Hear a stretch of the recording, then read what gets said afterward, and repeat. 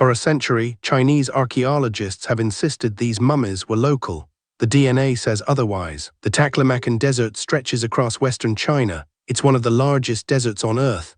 In the 1990s, Swedish archaeologist Folke Bergman found something that shouldn't exist there. Mummified bodies, perfectly preserved, wrapped in wool and felt, dating back 4,000 years. The official story was straightforward. These were Han Chinese settlers. They came west along the Silk Road. They established trade routes. They built communities in the oasis towns of Turfan and Lulan. Everything fit. Textbooks were written, museums displayed them, the case was closed. Except the bodies didn't look Han. Their skulls were long, their hair was reddish-brown, sometimes blonde. Their facial features were angular, not the rounded features typical of East Asian populations. But in the 1990s, you couldn't just say that. DNA testing was expensive, politically sensitive, so the mummies sat in storage. Then in 2007, genetic analysis became routine. Dr. Li Jin of Zhejiang University tested the Tarim mummies. The results were unambiguous. These bodies carried European and Indo-Iranian genetic markers, not East Asian, not even close. The oldest mummies, dating to 2000 BCE, showed ancestry tracing back to the steppes of Central Asia and the Caucasus. The implications were staggering. These weren't late arrivals. They weren't Han Chinese colonists. They were among the earliest inhabitants of the Tarim Basin.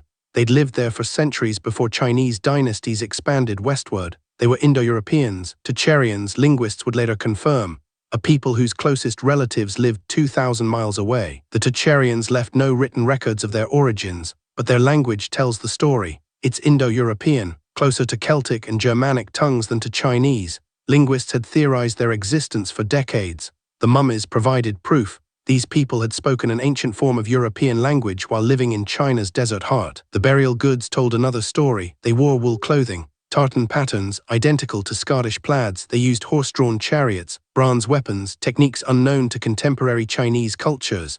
They buried their dead with elaborate grave goods, a practice common among Indo-European peoples, rare in Han tradition. So how did Europeans end up in Western China 4,000 years ago? The answer lies in migration patterns we're only now understanding. Around 2000 BCE, Indo-European peoples began moving eastward from the steppes. Some went south to Anatolia and Persia.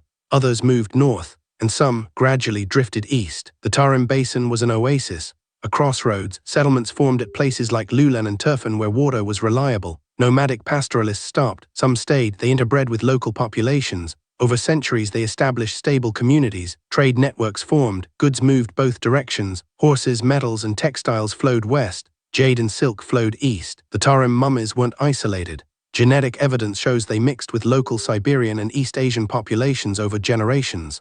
By 1000 BCE, the purely European genetic signature had diluted, but their cultural influence persisted. Chariot technology spread, metalworking techniques spread. The Silk Road, when it formally emerged centuries later, built on routes these people had already established. Chinese authorities didn't suppress the findings, but they didn't trumpet them either. The mummies remained in regional museums. Western media picked up the story slowly. By then, the political landscape had shifted. China's rise made the narrative of Western origins in Chinese territory less appealing. The story became footnote, not headline. But the mummies themselves remained, perfectly preserved by the desert's dryness. A woman in her 50s, her face still recognizable. A child no more than 10. A man with that distinctive long skull. They were real. They were there. And they proved that human migration wasn't a simple story of civilizations building walls. The Tarim mummies force us to reconsider what we mean by civilization. They show that cultural exchange happened thousands of years before formal trade routes. People moved, they settled, they adapted. They left behind DNA, artifacts, and languages that rewrote the map of ancient Asia. Today, the mummies sit in the Urumqi Museum. Visitors pass by them without knowing their significance. The plaques don't emphasize their European ancestry. The story of their discovery has been buried almost as deep as the bodies themselves. But the DNA doesn't lie. Western origins in China's heart, a mystery that took 4,000 years to solve. Subscribe, new historical mysteries surface every week, and most of them are stranger than the official story.